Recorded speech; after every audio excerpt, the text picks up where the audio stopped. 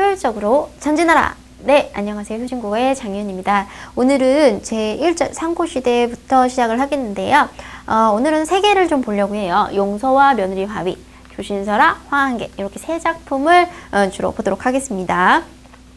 자, 이제 용서와 며느리 바위 상고시대 작품부터 하는데요. 상고시대라고 하면 보통 원시시대부터 통일신라 요쪽까지 우리가 삼국시대, 그 상고시대 이렇게 얘기를 한다 그랬죠. 자, 용서와 며느리 바위, 먼저 이제 그 줄거리부터 좀 볼게요. 여러분 다 읽어오셨죠? 선생님 꼭 읽어와 달라고 부탁을 이전 시간에 드렸습니다. 그래서 반드시 좀 읽어와 주시길 바라겠고요. 이해와 감상 부분을 좀 볼게요. 줄거리, 인색하고 못된 누가 있었냐면 부자가 있었어요. 아주 못됐어. 꼭 이렇게 부자는 못됐을까요?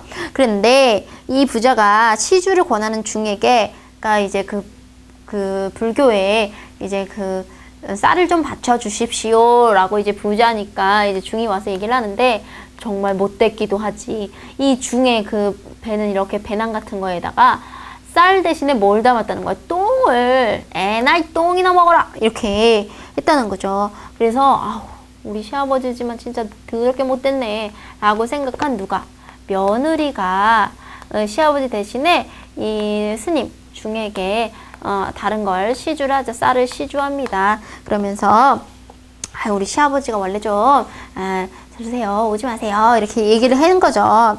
자, 그러니까 이제 뭐라고 조금 더 나쁘게 생각하지 마세요 이렇게 얘기를 했는데 이제 죽이 너무 화가 나죠. 근데 이분이 뭐라고 얘기하냐면 내가 여길 벌 줄 건데 네가 살려거든 여길 떠나서 뒤돌아보지 마 라고 얘기를 합니다.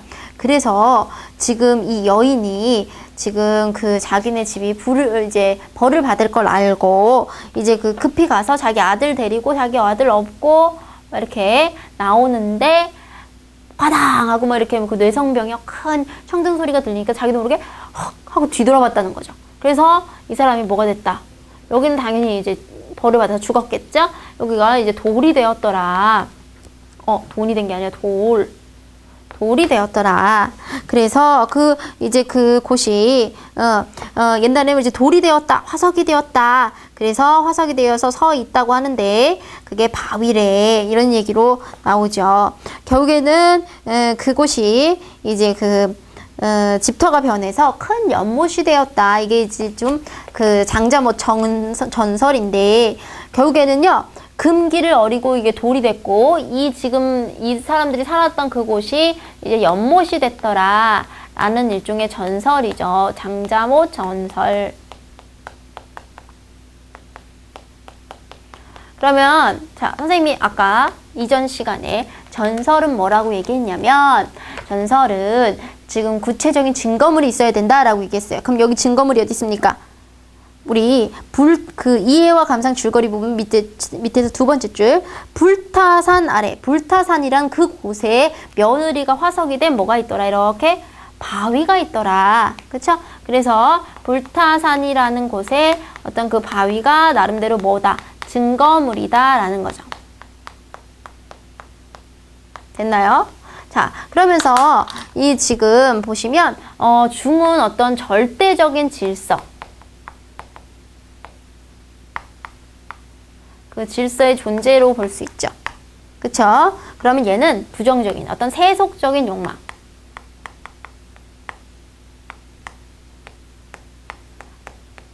그쵸? 그럼 이 며느리는 누구냐? 며느리는요, 이 사이에서 갈등하는 존재. 갈등하는 인간의 존재. 어딜 따라야 될까? 갈등하고 있는 그런 얘기죠. 그래서 이걸 통해서 이렇게 욕심 부리면 결국 뭐 받아? 벌 받아 라는 어떤 교훈을 주기 위한 거죠. 자, 그럼 이런 얘기가요. 어떻게 되냐면 입에서 입으로 전해져 내려오는 거죠. 자, 그럼 봅시다. 용서 며느리와 바위 거기 좀 볼게요. 용서는 장현읍에서 한 20리 되는 거리에 있는데 장현읍에서 그 서도 민요로 유명한 몽군포 타령이 있는 데거든. 자, 그러면서 몽군포 타령이 있는 데거든 이렇게 얘기하고 그 몽군포 가는 길에 용소라는 것이 있는데 라고 얘기해서 그 이제 뭡니까 몽군포 포에 있는 용소라는 특정 지명이 나오고 있죠. 그쵸? 자, 그러면 봅시다. 자, 지금 읽는 되거든? 이런 말투요. 우리가 책에서 많이 안 쓰죠. 그럼 우리가 보통 언제 많이 써요? 말과 말로 많이 쓰죠. 이런 걸 무슨 체라고 하냐면 구어체 이렇게 얘기해요. 구어체. 자, 구어체라는 건 뭐냐면 입구차예요. 말하는 듯한 말투. 그러니까 이게 이런 구어체를 쓸 수밖에 없는 이유는 뭐냐면 글을 말로 한 게 아니라 말을 결국엔 나중에 우리가 이렇게 정리를 한 거기 때문에 구어체가 남아있는 거죠. 그럼 반대는 뭘까요? 글에서만 쓰는 말투요. 문어체 들어봤어요? 글문자 써서 문어체. 문어체는 글에서 쓰는 어투. 그러면 훨씬 더 어떨까요? 딱딱하겠죠? 됐나요? 자, 그래서 이런 구어체적인 어투가 우리 옛날 이야기 설화 속에 이제 전해져 내려오고 있더라. 어렵지 않겠죠? 그 다음에 두 번째 조신설화 보도록 하겠습니다. 흔히 이제 조신몽 이렇게도 얘기를 하는데 일단은 보시면 그 인셉션이라는 영화를 보셨는지 모르겠어요. 이 조신의 꿈, 그러니까 결국엔 중요한 게 뭐냐면요, 현실이 있어요. 근데 현실이 있고 현실 속에서 뭐를 꿔요? 꿈을 꾸고 다시 현실로 오는 구조예요. 근데 이 꿈에서도 나름대로 스토리가 있어요. 이야기가 있어요. 현실, 꿈, 현실. 그러니까 이게 크게 보면 이렇게 액자식 구성으로도 볼 수 있죠. 액자식 구성. 다른 말로는 꿈으로 들어갔다 꿈이 나오는 거죠. 환몽 구조. 이렇게 얘기하기도 해요. 자, 대표적인 게 이제 구운몽 같은 게 이제 바로 이런 환몽 구조인데요. 아직 조신설화 그 소설은 아니에요. 그럼 옛날 이야기인데 그 구운몽 같은 좀 요소가 있는 거죠. 자, 그러면 보도록 하겠습니다. 이게 설화 중에서도 전설이라고 하는데, 그러면 전설이라면 증거물이 있을 텐데, 자, 봅시다. 본사에서 중조신을 보내서 장원 관리인으로 삼았다. 조신이 장원에 와서 태수 김은공의 딸을 좋아하여 그녀에게 깊이 빠졌다. 분명히 뭐라고 나오냐면요, 중이에요. 조신은 중입니다. 그런데 여자를 좋아해요, 세상에. 원래 이러면 안 되죠. 그쵸? 그래서 그녀에게 빠져서 여러 번 나금사 관흥보살에 나아가서 그 여자와 관계를 맺기를 몰래 빌었다. 그러니까 이 사람은요, 중으로서 어떤 삶, 금욕적인 삶을, 금욕의 삶, 여자 같은 건 필요 없어, 이렇게 생각해야 되는데 오히려 뭘 추구해요? 세속적 욕망. 그래서 누굴 하면 이 김은공의 딸, 그쵸? 이 여자를 좋아해서 누구에게 빌어요? 관음보살에게 빌어요. 그쵸? 자, 그런데 바로 수년 사이에 그 여자에게 배필이 생겨버렸어요. 안 이루어졌겠죠? 또 불당 앞에 가서 관음보살이 자기 소원을 이루어지지 않으면 원망하여 날이 저물도록 슬피 울다가 그리운 정사에 지쳐서 옷을 입은데 잠이 들었어요. 어디로 들어갑니까? 꿈이요. 근데 이 꿈에서 누가 나오냐면 이 여자가 나와요. 김씨 낭자가 기쁜 남빛으로 저는 일찍이 스님을 보고 알게 되어서 속으로 사랑하여 아직 잠시라도 잊지 못하고 있는데 부모의 명령에 이겨서 억지로 다른 사람에게 시집갔습니다. 꿈속에서 이 조신을 찾아온 이 여자, 억지로 시집갔다. 이때 억지로 시집간 게 바로 사회적인 관습이죠. 옛날에는 부모가 정해준 사람하고 결혼을 해야 돼요. 그쵸? 그러나 이제 당시하고 부부가 되고 싶다. 꿈속에서 이 사람하고 뭘 맺어요? 결혼을 하게 되는 거죠. 드디어 하트를 이루게 됩니다. 하트를 원했지만 하트를 현실에서는 하트가 안 됐었는데 이때는 꿈속에서는 되네요. 이 꿈 깨고 싶지 않겠네요. 그쵸? 그런데 조신은 매우 기뻐하면서 향리로 돌아가서 40년을 같이 살았어요. 그래서 자녀 5을 두었는데 지독한 가난이 들었어요. 아주 힘들었겠죠. 자, 밑줄 친 부분 봅니다. 때마침 명주 해령이라는 곳을 지나는데 15살 된 아이가 갑자기 굶어 죽어 통곡하며 길가에 묻어주었다. 지금 큰 아이가 15이나 됐는데 옛날에 15이면 다 큰 애거든요. 걔가 이제 죽었어요. 그쵸? 죽음. 자식이 죽으면 가슴에다 자식을 묻는다고 하죠. 얼마나 슬프겠어요. 그쵸? 그래서 이 부분은요, 나중에 이 뒤에 일어날 일을 암시하는 복선이 됩니다. 적어 놓을 거예요. 뒤에요. 뒤에 사건을 암시하는 복선이다. 이렇게 적어 놓으시죠. 자, 그래서요. 이제 그 5명 중에 1명이 죽고 4명을 데리고 막 가다가 부부는 늙고 병들었고 일어나지도 못했으나 10살 난 아이가 밥 얻으러 다니다가 마을 개한테 물려가지고 막 엉엉 우는 거죠. 그러니까 부모가 너무너무 가슴이 아프죠. 그러니까 부모가 봐봐요. 이 사람들이 결혼을 해서 자식을 하나, 둘, 셋, 넷, 5이나 두었는데 큰아들은 애써 키워놨더니 죽었고 그 다음에는 그 먹을 거 구하려다가 개한테 물렸고 가슴이 얼마나 아프겠어요.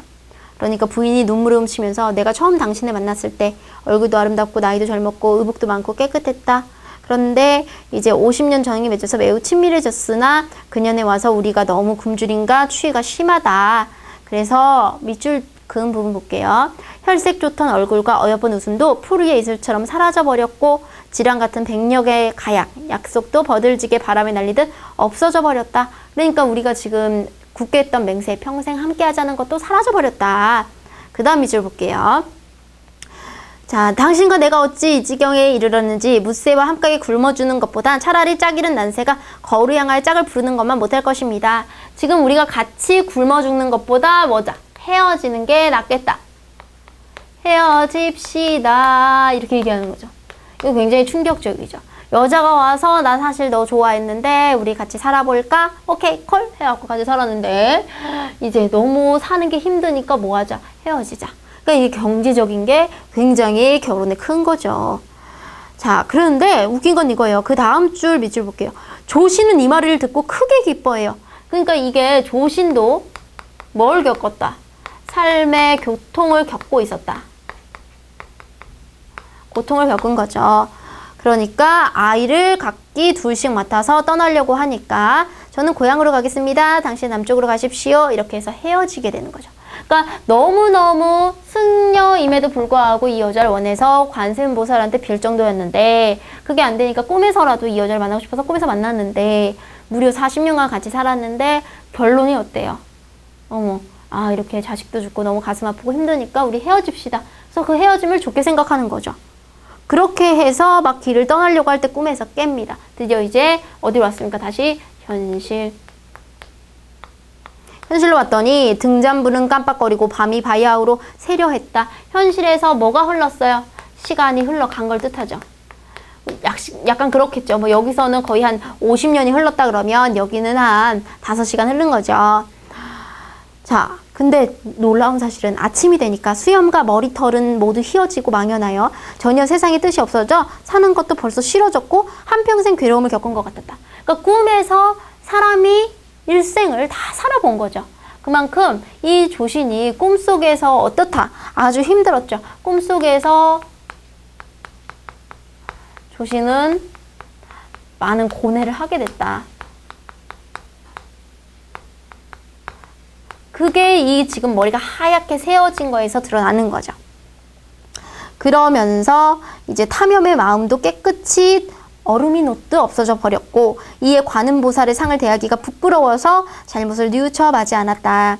그래서 돌아와서 그때 이 죽은 큰아들 있죠? 큰아이? 거길 물었던 해연에 가서 딱 파보니까 거기서 뭐가 나왔냐면 이게 뭡니까? 이게 뒷날에 돌부처가 되는 미륵이 되는 거죠. 여기 돌부처가 나왔대요.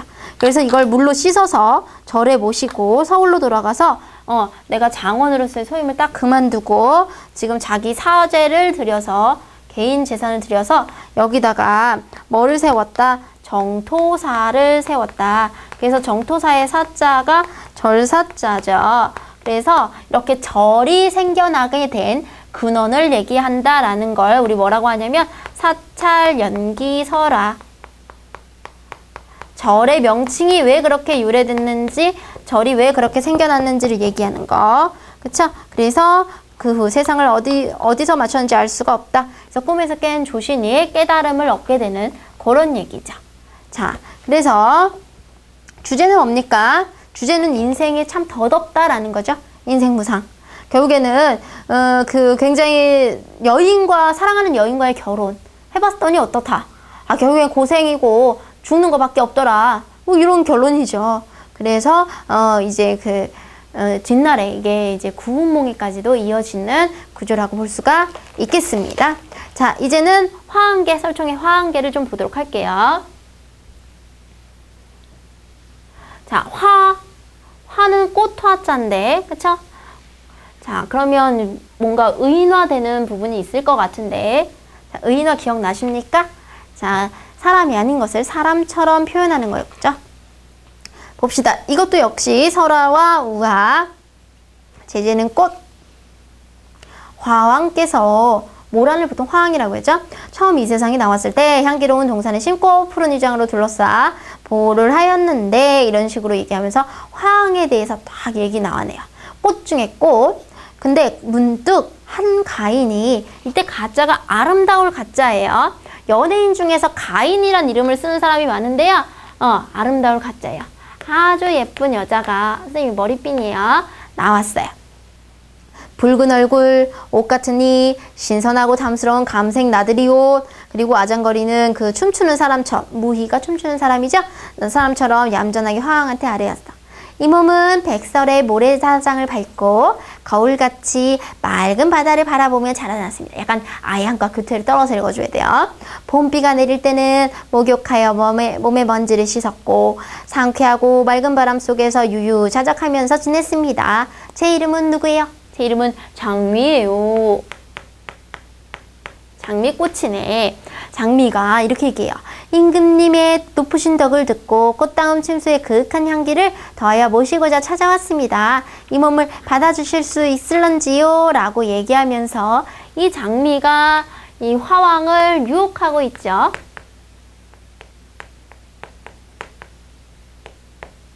그쵸?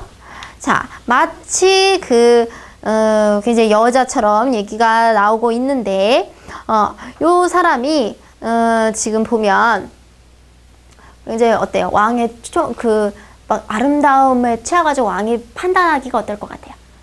판단이 쉽지 않겠죠. 그리고 이런 장미와 노느라 정사를 멀리하면 정치가 엉망이 되겠죠. 이때 베옷을 입고 허리에 가죽띠를 두르고 손에는 지팡이, 머리는 백발한 장부 하나가 옷차림이 어때요? 아주 검소한 옷차림. 자, 이때 머리가 백발입니다. 검소한 옷차림. 여기다 적을까요? 검소한 옷차림을 한 사람이 나와서요. 이 몸은 서울 밖 한길 옆에 사는 백동입니다. 라고 얘기해요. 백동. 자, 아래로는 황방한 들판을 내려다보고 위로는 우뚝 솟은 산 경치에 있습니다. 가만히 보건대 좌우에서 보필하는 신하는 고량과 향기로운 차와 술로 수라상을 만들어 임금의 식성을 흡족하게 하고 정신을 맑게 해드리고 있사옵니다. 자, 고량, 향기로운 차, 술 이런 것들이 결국에는 임금이 되게 혹하는 것들이죠. 그쵸? 그러니까 이런 쪽이 고량, 그러니까 맑고 굉장히 어떤 살찌는 맛있는 음식들, 그 다음에 뭐 차나 술, 취할 수 있는 것들, 요런 것들이 임금을 보필하고 있다는데, 고리짝에 저장을 해둔 양약으로 임금의 원기를 돕고 굳은 금석의 극약으로서, 극약하면 독약인데 이 독약도 약이 될 수 있어요. 적절하게 쓰면 그걸로써 임금에 있는 독을 제거해 줄 것이다. 그래서 비록 사마가 있어도 사마하면은 아주 좋은 어떤 명주실, 비단실이 있어도 군자는 관계라고 해서 버리는 일이 없고 관은 이제 도롱이를 만드는 거, 그 다음에 관은 돗자리 만드는 거. 그러니까 아주 좋은 게 있어도요, 원래 군자는요, 나쁜 것도 버리지 않아요. 혹시 모르니까요. 그런 걸 뭐라고 그러냐면 유비무환이에요. 그래서 그 부족의 대비함이 없다고 했다. 그래서 얘는 뭘 강조하고 있냐면 유비무환의 자세를 강조하면서 자신은 뭐의 존재다? 명주실 같은 존재가 아니라 관과 관괴. 이번 항상 어렵더라고요. 관괴. 그쵸? 도롱이를 삿갓을 만드는 풀, 그 다음에 돗자리를 만드는 풀, 요거를 가지고 계셔야 되는데 임금께서도 이러한 뜻을 가지고 계신지 모르겠습니다. 라고 얘기하는 거죠. 자, 여기 잘 보세요. 장미는 곁에서 임금을 기분 좋게 하는 사람, 그런데 판단을 좀 흐리게 할 수 있는 사람, 임금한테 무조건 칭찬하고 아부하고 무슨 신? 간신이 될 수 있겠고요. 임금이 좀 쓸 수 있어요. 그러나 꼭 필요한 존재죠. 유비무한. 그쵸? 꼭 훗날을 대비할 필요한 존재고요. 뭐 같다라고 얘기했냐면 금석의 극약. 독약일 수도 있다는 거예요. 왜냐면 먹으면 써요. 그런데 독을 제거해 줄 정도로 이용한 거죠. 그럼 얘는 임금이 잘못하면 그 잘못을 꾸짖어 줄 수 있는 무슨 신? 충신이다. 이렇게 볼 수 있는 거죠. 됐나요? 자, 한신하가 화한께 아랬다. 두 사람이 왔는데 임금께서 누굴 취하고 누굴 버리겠습니까? 그러니까 간신을 취할 겁니까? 충신을 취할 겁니까? 이렇게 하는 거죠. 화한께서는 이렇게 대답하였다. 장부의 말에도 도리가 있기는 하나 그러나 가인을 얻기 어려우니 이를 어찌할꼬. 어디로 기울어요? 아름다운 쪽으로 갑니다. 그랬더니 장부가 나와. 이때 장부 누굽니까? 백두옹이죠. 백두옹이 나와서 제가 온 것은 임금의 총명이 모든 사리를 잘 판단한다고 들었기 때문입니다. 그러나 지금 보니 그렇지가 않습니다. 무릇 임금된 자로서 간사하고 아첨하는 자를 가까이 하지 않고 정직한 자를 멀리하지 않는 이는 드뭅니다. 그래서 맹자는 불우한 가운데 일생을 마쳤고 풍당은 난관으로 파묻혀 머리가 백발이 되었습니다. 자, 그러나부터 되었습니다까지 묶어보세요. 자, 아무리 뛰어난 왕이라고 하더라도요. 뛰어난 인재도요. 등용이 안 되면 어떻게 돼요? 그쵸? 왕이 멀리하면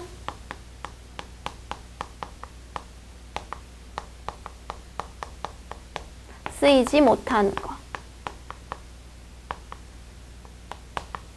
이 현실을 지적을 하는 거죠. 예로부터 이러하니 저희들 어떻게 하겠습니까? 라고 해서 왕, 당신이 현명하다고 생각해서 내가 당신한테 왔는데 어차피 당신이 날 알아보지 못한다면 내가 아무리 뛰어난 인재다 하더라도 썩어지는 것을 어떻게 하겠습니까? 그랬더니 화왕이 뉘우치고 아유 내가 잘못했다 이렇게 얘기한다는 거죠. 자, 그래서 이게 신라 식문왕에게 이제 원효 대사의 아들이었던 누가 설총이 이 얘기를 한 겁니다. 그래서 누구처럼 장미 같은 사람들을 취하지 말고 백두옹 같은 겉으로는 굉장히 검소하지만 그 임금에게 꼭 필요한 독약을 제거해 줄 수 있는 극약 같은 존재를 취할 수 있도록 하라라는 어떤 권계죠, 권계. 그렇죠? 자, 그래서 여기 보시면 핵심 정리 부분에 요걸 좀 적어 놓을게요. 오늘 마지막 포인트를 좀 보도록 하죠. 우의적, 우화적, 우회적 요걸 좀 구별합시다. 우의적, 우화적, 그 다음에 우회적. 자, 우회적은 뭐냐면요. 돌려 말하기예요. 문 좀 열어 이렇게 얘기하는 게 아니라 좀 덥지 않니? 이렇게 얘기하는 거야. 돌려 말하기. 그럼 우화는 뭐냐면요. 이소부화 보시면 아실 거예요. 보통 이제 동식물을 의인화해서 의인화한 이야기들을 우리가 우화 이렇게 얘기를 하거든요. 그럼 우의적은 뭘까요? 빗대어서 표현하는 거. 예를 들어 지금처럼 장미를 간신에 빗대서 표현한다 라고 하면 우의적이죠. 그쵸? 그럼 우화 요소는 있나요? 이따 볼 수 있죠. 자, 그래서요, 이제 보통 우의적 하면은 약간 그 비판적인, 풍자적인 게 있을 때 우리가 우의적 이렇게 얘기한다 라고 좀 보실 수가 있겠습니다. 자, 그래서 여기까지 오늘 배울 내용을 좀 모두 살펴봤습니다. 지금 나오는 것들은 뭐 아주 어려운 내용들은 없을 거예요. 근데 이제 차차 조금 여러분들 공부해야 되는 부분들이 좀 나오게 되기 때문에 이제 고정 3문 부분들은요, 예습 위주로 좀 공부를 해 주시기를 바라겠습니다. 자, 다음 시간에 뵐게요.